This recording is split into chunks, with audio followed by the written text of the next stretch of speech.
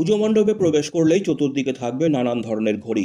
ছোট থেকে মাঝারি এবং বিশাল আকৃতির ঘড়ি দিয়েই গড়ে তোলা হচ্ছে এবারের মালদা শহরের হিমালয় সংঘের পুজো মণ্ডপটি।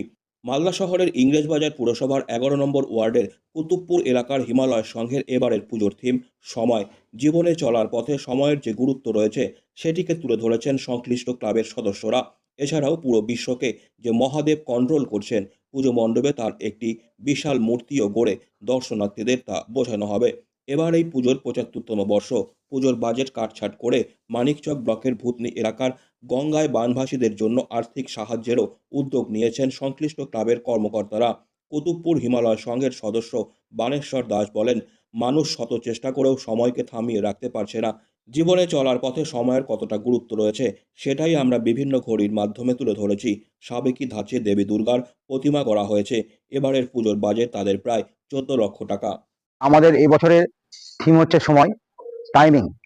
সময়ের সম্পূর্ণ ব্যাপারটাই আমাদের এই পুজো মণ্ডপের মধ্যে ফুটে উঠিয়েছি।